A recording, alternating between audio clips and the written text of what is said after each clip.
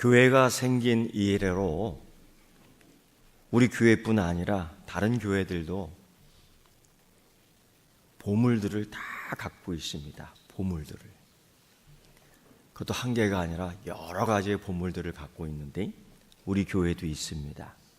혹시 어떤 보물들이 있는지 아십니까?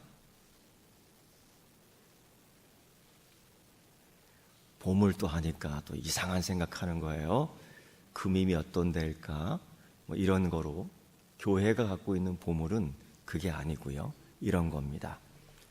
첫째, 성삼위 하나님이 일체되시는 하나님이 여기에 항상 임재해 있다라는 것. 이게 보물입니다.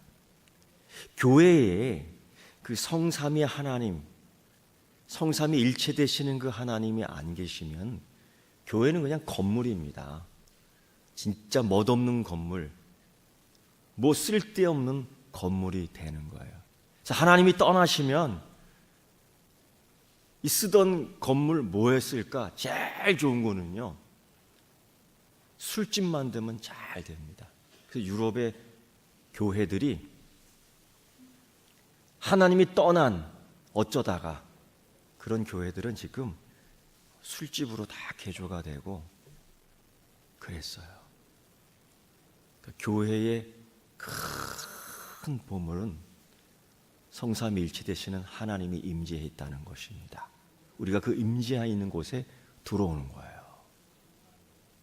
또 다른 보물이 있습니다. 뭘까요? 또 다른 보물. 우리 교회는 막 이런 게 막 비싼 게 있어.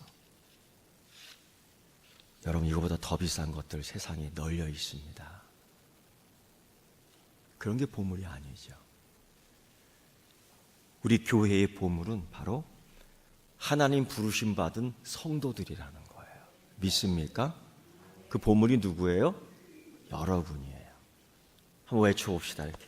나는 교회의 보물입니다. 믿습니까? 네. 나는 보물이에요. 그걸 알고 이 세상에 다녀야 될 줄 믿습니다. 그래서 베드로가 그런 얘기 했잖아요.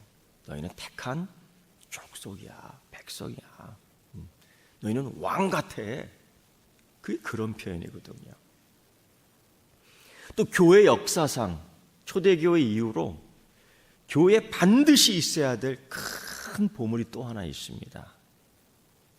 그것은 보이지는 않습니다. 그러나 들립니다. 맛은 없습니다. 냄새는 없습니다. 그러나 들립니다. 그것을 가지고 있는 사람은 보입니다. 뭘까요?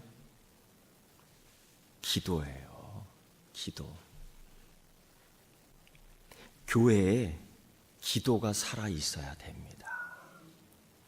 이게 굉장히 중요한 거예요. 그래서 예수님은 제자들에게 수시로 기도를 가르쳐 줬습니다. 이렇게 기도하라. 이렇게 기도하라. 그리고 제자들은 그랬죠. 기도하겠습니다. 그리고 기도 안 했어요. 그러니까 여러분, 이 기도가 중요한 건 알고 있습니다. 그래서 충분한 기도의 실천과 습관이 몸에 익어 있어야 되는 겁니다. 근데 그게 적당치 않았던 제자들은 정말 기도해야 될 때에 기도하지 못해서 시험에 들고 악한 영을 대적하지 못하고 심지어 병든 자를 고치지 못하고 이러한 실수하는 제자들에게, 아니 기도의 능력이 없는, 기도하지 않은 제자들에게 이 한마디 해주시죠. 기도 외에 다른 것으로는 이런 종류가 나올 수 없느니라. 마가복음 9장 29절 말씀입니다. 기도 외에 다른 것으로는 안 된다. 그래서 여러분, 예수님이 수없이 가르친 기도와 기도의 능력과 기도의 은혜와 기도의 축복과 기도의 결과에 대해서 복음서뿐 아니라 이 야고보에서도, 교회 역사를 이룬 야고보에서도 그걸 그렇게 강조합니다. 야고보서를 쓴 이 야고보는 주님의 첫 동생입니다. 그러니까 마리아에게서 나온 그 동생이에요. 사실 예수님 공생의 기간에는 예수님 자기 형을 그냥 형이라고 불렀지 메시아 그리스도라는 것은 깜깜했습니다. 그래서 예수님이 하나님 나라 가르칠 때 그냥 막 들어갔고 형 엄마가 불러 이런 적도 있었습니다. 그러니까 철부지고 무지했지요. 그런데 예수님의 부활을 목격한 이 야고보가 훗날 예루살렘 교회 무지무지한 핍박과 고난을 견디고 이겨낸 예루살렘 교회의 첫 지도자가 됩니다. 그 예루살렘 교회의 첫 지도자가 마지막 야고보장에서 그렇게 강조했던 게 뭐냐? 기도예요. 기도. 그래서 오늘 우리가 읽은 본문을 보면은 13절부터 18절까지만 살펴보면은요, 이 기도라는 구절이, 기도라는 이 단어가 무려 7번씩 나와요. 그만큼 중요한 거예요. 예루살렘 교회의 환경을 보면은 예수 믿다가 쫓겨난 사람들이 많아요. 예수 믿다가 도망간 사람들이 많아요. 그래서 환난과 핍박을 피해 다른 곳으로 갔던 이 교회들이 디아스포라 교회가 많이 생겨나요. 그 중에 하나가 안디옥 교회이지요. 큰 역할을 합니다. 가족들이 순교를 당하는 현장 속에 있었습니다. 큰 아픔과 상처를 지닌 교회예요. 또 직업을 잃어 헤매는 사람들이 그 지역에 아주 많았습니다. 교회로 다 들어왔어요. 병들었지만은 약 쓸 돈이 없어서 그저 누워있을 수밖에 없는 그런 환자들이 그 교회에 많이 있었습니다. 예수 믿으면서 이러한 형편들이 나아지지 않았습니다. 이때 야고보는 그 형편을 보며 뭐라고 얘기하냐면 기도하라라고 얘기해요. 그래서 여러분, 오늘 우리가 읽은 본문 야고보서를 보면 13절, 14절에 기도해야 되는 사람들, 그 부류를 세 부류로 나누고 있어요.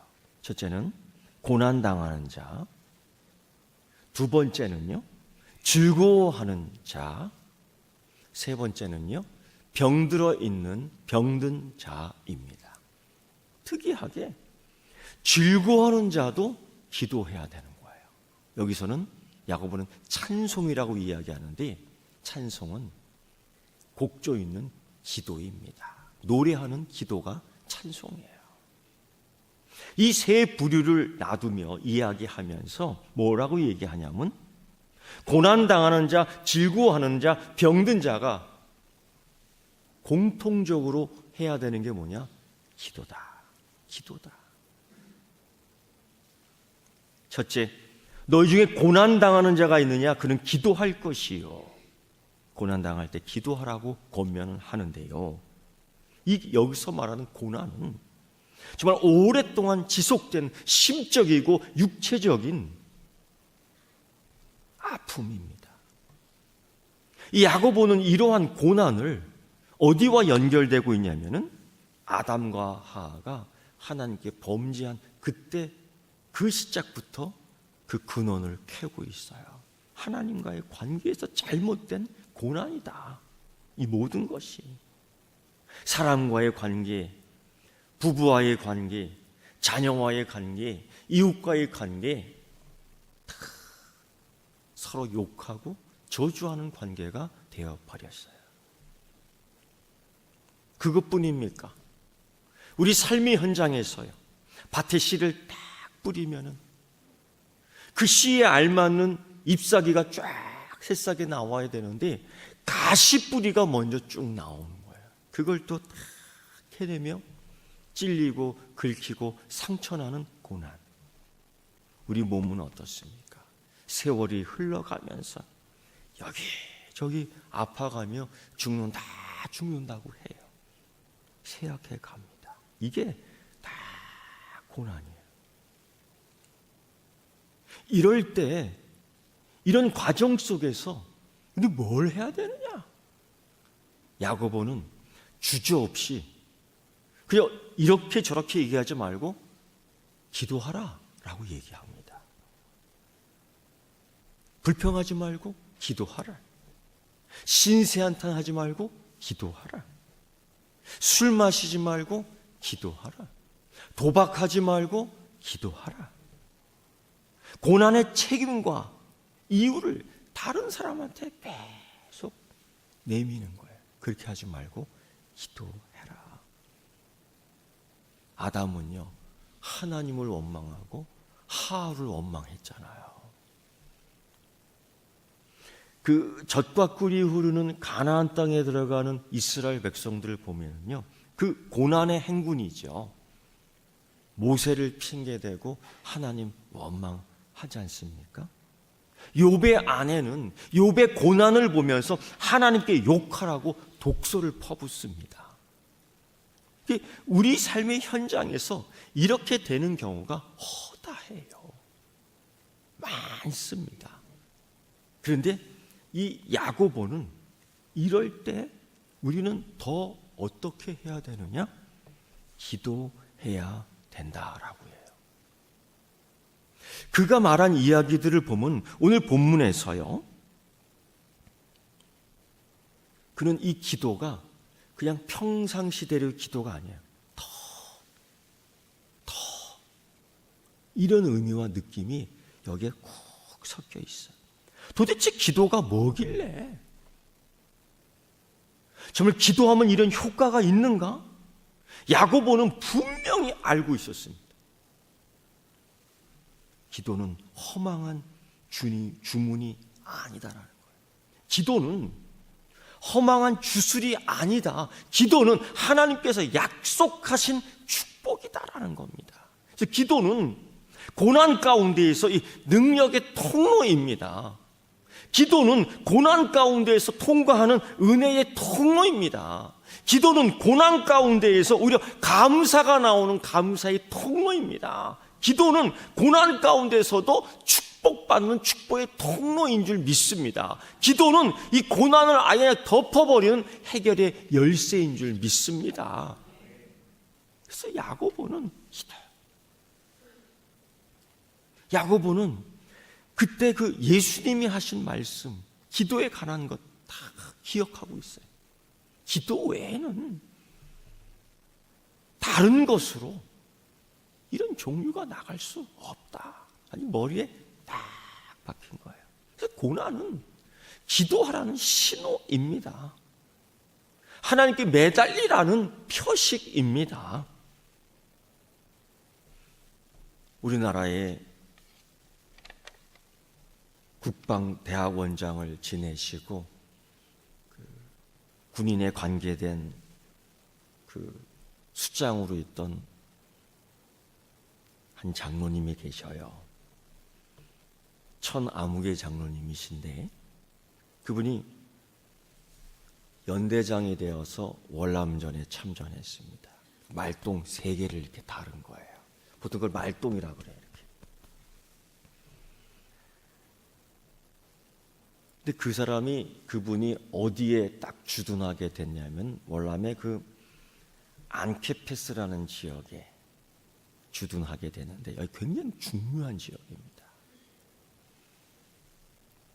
여기에 기름 저장고가 참 있었어요.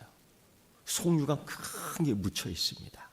이게 뭐냐면 이 전략 물자입니다. 차량이 움직이고 탱크가 움직이고 포가 움직일 때에 이런 기름이 없으면 안 돼요. 굉장히 중요한 장소. 그러다 보니까 이 적군이 계속 공격해와요.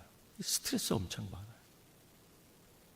한 10차례 정도 공격해오고 포를 쏴대는데 정말 힘들어요. 지키기가 굉장히 힘든 지역입니다. 근데 한 번은 한밤에 적의 포 기습을 당한 거예요. 이게 쫄밀하게 재갖고 포를 다 쏘는데 정확하게 맞잖아요. 막사에 딱 떨어졌어요. 막사에. 그 밤에. 사병들이 그 막사 앞에서 다 자지 않습니까? 완전히 떼죽음 당하는 겁니다. 그런데요, 그 한 발이 막사에 딱 떨어졌는데 막사 그냥 풍지박산 났어요. 그 안에 있는 사람 다 죽는 거죠. 그런데 한 사람도 안 죽었어요. 그분의 간증 이야기예요. 한 사람도 안 죽었어요. 왜 안 죽었을까요? 왜 안 죽었을까요? 여러분 놀라지 마세요. 그 막사 안에는 한 사람도 없었기 때문에. 아니 이 막사는 뭐 하는 막사야? 예, 사병들이 잠자는 막사예요. 20명가량 쫙 잠자는. 한 명도 그 시간에 없었던 거예요. 아니 아까까지도 있었는데, 아까까지도 있었어요. 이야기는 그렇습니다. 이 막사는 귀국, 이제 본국으로 오는 사병들을 대기시키는 막사인데 한 20명가량 있었어요. 이제 내일 모레면 가게 되는데 신나죠. 야, 우리 고향으로 간다. 살아서 간다. 술 파티가 이루어진 거예요. 술 파티가. 그 당시만 해도 대포집이 골목마다 얼마나 많아요. 왕대포. 우리나라 무서운 나라예요. 골목마다 왕대포가 있었으니까. 그럼 그 왕대포에 신호를 보냅니다. 맨날 이 젓가락 갖고 두들기는 거예요. 근데 이 습관이 어디 가요? 술 먹는 버릇이? 내일 모레면 가는데요. 그냥 밤마다 두들기는 거야. 술 먹고 그냥. 다른 막사도 자야 되잖아요. 잠을 자야 되잖아요. 그 당시 아마 일찍을 보던 하사관이었던 것 같아요. 화가 단단히 났어요. 이놈의 새끼들 오늘 죽여버린다 오늘. 옛날에 그랬잖아요. 다 나와. 뭐 다 나오세요 그러겠어요? 다 나와. 뭐 이거 다 그러죠. 그거 알죠 여러분. 욕이 그냥 막 처음부터 끝까지 나오는 거야. 이 뭐 하면서 ABC 하면서 막 나와요. 술 먹다 그냥 나오라는 거야. 그리고 엎드려 맞아 하면서 막 이만한 그냥 몽둥이로 줄바따를 치는 거야. 근데 꼭 그래요. 집합하면 어디로 집합하는지 아시잖아요. 군대 갔다 오신 분들은 꼭 화장실 뒷관 그 뒤편에다가 줄 세운다고요. 그리고 그냥 두들 패는 거예요. 20명이 그냥 대가리 다 바꾸고 있는 거예요. 술 먹었으니까 막 비틀비틀하고 난리가 아니에요. 이걸 그냥 두들겨 패려고요. 지금은 안 그러지만 옛날엔 다 그랬잖아요. 딱 하는데 그냥 치는데 그냥 빡 터진 거예요. 다 날아간 거예요. 난리 난 거죠. 다 죽었다. 근데 그 선임 하사관이 화가 나갖고 너무너무 화가 나갖고 20명을 막사에 술 먹고 뛰들기는 이놈들을 다 끌어내가 화장실 뒤편으로 가서 대가리 박아시킨 거예요. 그게 살아났잖아요. 이게 모 천 장로님의 간증집에 나와 있어요. 근데 너무 기가 막힌 거는 이 장로님은 이 연대장 시절에 어떻게 지킬 수가 없는 거예요. 그 넓은 장소 그놈들이 땅굴 파고 들어오는데 어떻게 지켜? 그러니까 하는 방법이 뭐냐? 물론 고쳐 세우죠. 근데 아침과 저녁에 주야로 그냥 기도하는 거예요. 주야, 주야, 주야, 주야, 주야. 그날 밤도 기도하고 있었답니다. 하나님 지켜 주시옵소서. 그 연대장님의 불붙는 기도가 방패가 된 거예요. 고난의 방패, 고난을 향한 방패가 되었어요. 총칼의 방패가 됐어요. 적군의 방패가 된 줄 믿습니다. 여러분, 기도는 이 정도의 능력이 있는 줄 믿습니다. 야고보는 그래서 기도하라. 고난이 비껴가는 것이 아니라 고난을 치고 가는 거예요, 우리가. 기도는 고난을 치는 무기입니다. 할렐루야. 기도를 통해서 이 고난을 쳐버리는 거예요. 두 번째, 야고보는 또 깜짝 놀라겠어요. 우리 성경을 읽다가 보니까 즐거워하는 자도 찬송해야 된다. 즐거워하는 자는 찬송해야 된다. 기분 좋은 일일 때 찬송해야 된다. 찬송도 여러분, 기도의 일종입니다. 찬송은 강력한 기도입니다. 그래서 종교개혁자 마틴 루터가 그런 얘기예요. 나쁜 소리 들려올 때마다 발끈하지 말고 찬송해라. 기도해라. 그래서 시편 찬송을 해라. 그러면 마귀가 화를 낼 것이다. 여러분, 우리가 찬송과 기도를 통해서 마귀를 자극합시다. 찬송과 기도를 통해서 마귀를 화내게 합시다. 찬송과 기도를 통해서 마귀 조급하게 합시다. 우린 지금까지 보면요, 맨날 마귀한테 시험만 당해요. 마귀한테 시험을 당해. 이제부터는 기도와 찬송을 통해서 마귀를 공격하는 성도가 되기를 축원합니다. 대적 기도하고 대적 찬송하는 여러분 되기를 축원합니다. 우리는 이런 실수를 반복할 때가 있습니다. 어떠한 실수냐면요, 가장 즐겁고 기분 좋을 때에 기도하고 찬송하는 것 대신에 그냥 향락에 빠지고 교만할 때가 많아요. 이게 알면서도 그럽니다. 즐겁고 기분 좋고 잘 될 때에 오히려 하나님의 뜻과 교회에 점점 멀어질 때가 있습니다. 이런 실수를 많이들 반복해요. 그리고 좀 불신한 길로 가는 겁니다. 사업이 너무 잘 되고 바빠지니까 여기저기 다닐 때가 많아. 그러니까 교회 나오는 게 참 힘들 때가 많아요. 하나님 그분 한가하게 해주신다고요. 우리 이때 참 조심해야 돼요.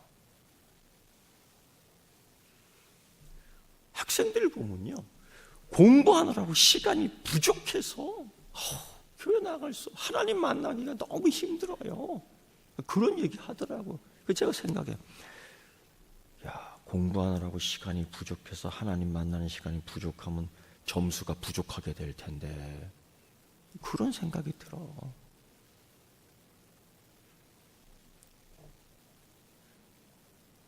어떤 분은 아이들을 키우느라고요, 하나님 만나는 게 너무 부담스러워요.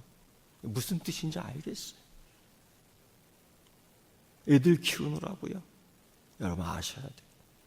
아이들 지가 키우나 하나님 키워주시는 거지 믿습니까? 참 자기가 키우나. 그지만 하나님께 맡기는 부모 되기를 축원합니다. 하나님께 맡기는 자녀 교육시켜야 돼요. 이 기도. 아이들이 공부 잘할 때, 사업이 더 잘 될 때, 내 몸이 좋아질 때, 기도가 응답이 될 때, 이럴 때일수록 찬송하고요, 이럴 때일수록 더 감사하고요. 우리가 신앙이 그렇게 돼야 됩니다. 입시를 앞둘 때만 와서 기도하고요, 급한 일이 있을 때만 와서 기도하고요, 그게 아니고요, 항상 찬송, 항상 기도. 열왕기상 7장에 보면은요, 이 다윗이 참, 그러니까 하나님 마음에 딱 들어맞는 이유가 있습니다. 아주 묘해요. 이 다윗이 이제 편안한 시간을 보냅니다. 자기 궁전도요, 백향목으로 쫙 졌어요. 그냥 얼마나 향이 나고 좋겠어요. 근데 어느 날 이렇게 너무 감사하고 기뻐서 하나님 복이 주셔서 너무 고마워서 생각하고 있는데 하차한 거예요. 아이고 하나님, 하나님의 법궤는 아직 천막 속에 있는데 난 어떡하지? 여러분, 이 좋은 집을 샀어요. 좋은 집을 샀어요.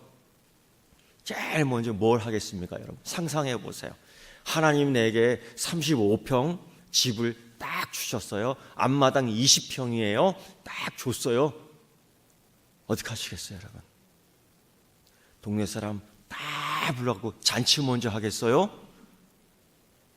아니면은 하나님께 감사를 먼저 하겠어요? 네, 두 번째지요. 다 그런 여러분 되길 축원합니다. 다윗이 그런 거예요. 하나님, 내가 하나님께 더 감사해야 되지. 내가 하나님께 더 찬양해야 되지. 그래서 결정한 게 뭐냐면 하나님의 성전을 지어야 되겠다라고 결정한 게 이때 시작된 거예요. 하나님을 더 찬송해야지. 여러분, 하나님이 평안함을 줄 때에 기도하고 찬송하는 여러분 되길 축원합니다. 여러분, 제가 사단들이 이야기한 것들을 여러분 몰래 들어봤어요. 하나 얘기해 줄게요. 사단들이 성도들을 넘어뜨리려고 이런 얘기를 쏙닥쏙닥 하는 걸 내가 들었어요. 뭐냐? 야야야야야야야야, 너 아무개 저 성도 건드리지 마. 가만히 냅둬. 그냥 지 하던 대로 냅둬. 야야야야야, 너 저 사람한테 물질을 확확 부어줘.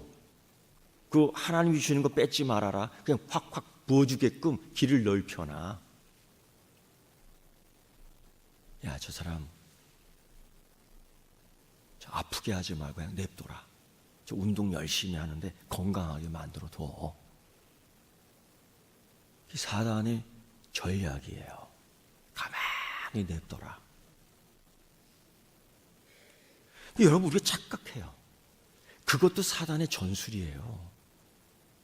사단의 무기예요. 꾀예요. 술수예요.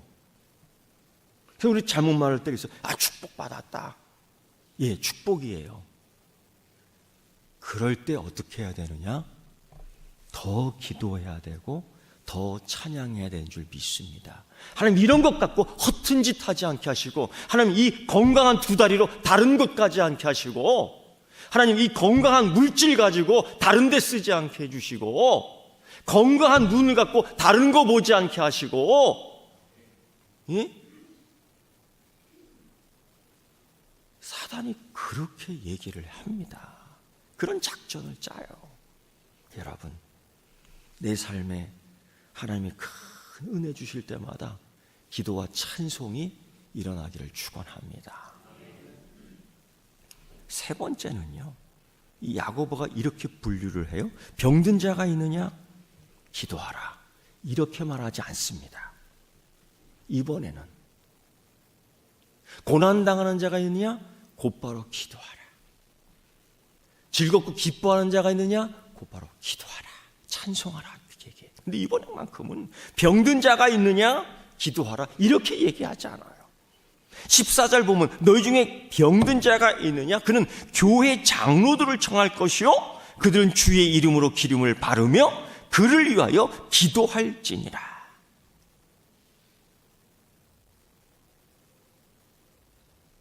누가 기도하는 거냐? 병든 자가? 물론 병든 자도 기도해야 돼요. 근데 누가 기도하는 지금 주체냐? 교회 장로들이에요. 여기서 교회 장로는 오늘날 목사와 같은 교회 지도자들을 이야기하는 겁니다. 그래서 이 야고보는 이 병들어 있는 자와 교회와 믿음을 하나의 선으로 연결하고 있습니다. 이 병든 자는 자기 혼자 병든 게 아니에요. 이건 교회와의 관계 속에 있습니다. 그래서 이 병든 자는 교회가 아파해야 되는 겁니다. 교회 지도자도 같이 병들어 아파해야 된다는 겁니다. 이걸 상관관계로 보고 있어요. 그래서 한 사람이 병들었다고 하는 것은 한 개인의 문제가 아니라 그리스도인 모두 교회 공동체에게 매우 중요한 일입니다. 그래서 여러분, 병들었을 때에 교회에 알려야 되는 거예요. 어떤 분은 그래요. 나의 병듦을 알리지 마라. 응? 이순신 장군 전기집을 너무 잘 읽었어. 내가 병원에 입원했는데 이 사실을 감추어라. 그럼 어디서 배운 겁니까? 성경은 그렇게 얘기하지 않아요. 뭐라고 얘기하면 병들었느냐? 교회에 알려라. 병들었느냐? 교회에 알려서 기도하게끔 해라. 네가 기도하는 게 아니라 그들이 기도하게끔 하라는 겁니다. 지금까지 고난당하고 기뻐하는 것에서 그건 내가 기도하는 거고요. 이것만큼은 교회가 기도해야 되는 겁니다. 할렐루야. 그 사실을 알면 교회에 알려야 되는 거예요. 어제 급하게 환자 신방을 했습니다. 왜 급하게 환자 신방을 했냐면요, 그분이 그렇게 요청했어요. 목사님 오셔서 기도 한번 해주시면 좋겠습니다. 이렇게 얘기하는데 제가 안 달려가겠습니까? 달려가지. 그 즉시 달려가기만 하겠습니까? 그 사람의 뒷감당도 책임해 주려고 애를 쓰지요.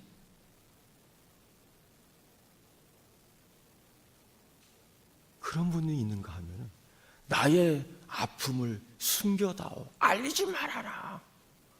그럼 정말 내가 몰라요. 교회가 모릅니다. 근데 여러분, 성경은 그렇게 얘기하지 않는다는 걸 알아야죠. 성경은 우리에게 그렇게 가르치지 않습니다. 이 병들면 교회 공동체 안에 매우 중요한 일이에요. 전체 공동체에게 믿음을 주시기 위해서 그 한 사람이 병드는 사건이 일어날 수 있다는 겁니다. 그래서 우리 기독교의 신앙은 한 사람의 문제가 공동체 전체의 문제로 이해하고 있다는 겁니다. 이게 우리의 믿음이고 신앙이고 교회 전통입니다. 그래서 여러분, 한 교인이 죄를 지게 되면요, 교회 전체가 아파하는 겁니다. 한 교인이 죄를 지면은요, 이 공동체 전체가 그 책임이 있는 겁니다. 이건 성경에서 계속 이야기하는 거예요. 아간 한 사람이 도둑질했다고 그 한 사람이 아니에요. 미리암이 혼자 그냥 막 이랬다고 그 한 사람이 아니에요. 이 공동체 전체 문제가 되는 거예요. 이런 경우가 여러분 한 가정에서도 마찬가지예요. 아빠가 한번 아파 보세요. 그 집 발칵 뒤집힙니다. 아빠가 아프면요, 그 명랑하는 애들도요, 아빠가 아프면 우울하게 됩니다. 이게 연결되어 있는 거예요. 엄마가 아파 보세요. 온 가정이 혼란스럽습니다. 뒤죽박죽이 되는 겁니다. 애들이 아파 보세요. 아빠 엄마가 가슴을 치면서 그래요. 내가 아파야지. 내가 대신 아파야지. 내가 대신 아파야지. 그 아픈 한 사람 문제가 아니에요. 이건 가족 공동체, 교회 공동체의 문제예요. 이런 구역이 있었죠. 한 분이 아플 때에 그분이 그랬어요. 기도해 주세요. 연락이 왔어요. 기도해 주세요. 온 구역 식구가 함께 모여 기도합니다. 그 교인이 수술실로 들어갑니다. 목사님 몇 시에 수술실 들어갑니다. 온 교회가 그 시간에 맞춰 기도합니다. 여러분, 그 구역 식구들 볼 때 목사의 마음이 어떻겠어요? 그 기도하는 그 식구들을 볼 때 목회자의 마음이 어떻겠어요? 저는 그래요. 하나님, 이 구역 식구도 축복받고요, 이 기도를, 중보 기도를 받는 그 환자도 복받게 해주세요. 목회자의 기도가 그냥 여기서부터 쫙 올라가는 거예요. 그래서 야고보는 병들었을 때 교회에 알리라는 거예요. 이 병들면 육체적인 질병으로만 이해하지 않고 영적인 문제로도 이해했다는 겁니다. 하나님과의 관계에서 효과 있다라는 것을 야고보가 얘기하는 거예요. 의사의 진단도 중요합니다. 의사가 주는 약도 굉장히 중요합니다. 그런데 여러분, 하나님 관계에서도 효과가 있다는 거예요. 이거를 등한히 여기지 않는 여러분 되기를 축원합니다. 그래서 우리 서귀포 교회는 기도해야 되죠. 고난당하는 자가 있습니까? 예, 있지요. 기도합시다. 오늘부터. 새벽부터 깨웁시다. 할렐루야. 두 번째, 너무 기뻐 즐거워 아주 그냥 신나서 그냥 춤추고 싶어? 새벽에 나와서 춤춥시다. 찬양합시다. 병든 사람이 있습니까? 알려주세요. 나 병들었습니다. 내가 여기가 아파합니다. 목사님 기도해 주십시오. 교회를 통해서 기도하게 해 주십시오. 알려야 돼요. 그리고 오늘 본문에 나와 있지 않지만은 또 하나 우리 기도해야 돼요. 정말 기도해야 돼요. 나라를 위해서 기도해야 돼요. 위기죠. 이 밥이 안 넘어가지 않습니까? 나라를 위해서 기도해야 됩니다. 사랑하는 성도 여러분, 새벽 기도도 기도하세요. 그리고 심야 기도 때 나와서 기도하세요. 수요 기도 때 나와서 기도하세요. 기도하는 시간이 그렇게 많지 않습니다. 사랑하는 성도 여러분,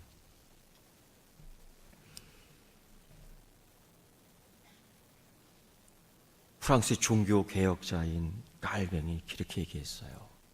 기도하면 할수록 하나님께서 내게 필요한 것들을 풍성하게 주신다고요. 독일의 종교 개혁자 루터도 그랬어요. 정말 내 인생에 가장 중요한 게 뭐냐면요, 기도입니다 라고 얘기했어요. 교회 역사 속에 경험한 자들이죠. 그들이 그렇게 강조했습니다. 여러분, 우리 가운데 오늘 야고보가 말한 이런 사람들이 다 있어요. 이때 무엇보다도 가장 교회 역사의 자산이요 보물이거든요. 그걸 다시 한번 사용하는 여러분 되기를 축원합니다. 기도하겠습니다. 주님, 주께서 가르쳐 주신 기도를 우리가 듣습니다. 배웠습니다. 교회 역사 속에 나타난 기도의 현장에 우리가 가봅니다. 주님, 기도하게 하여 주옵시고 그 기도의 놀라운 체험들을 우리 삶의 현장에서 목격하게 하여 주시옵소서. 예수님의 이름으로 기도드리옵나이다. 아멘.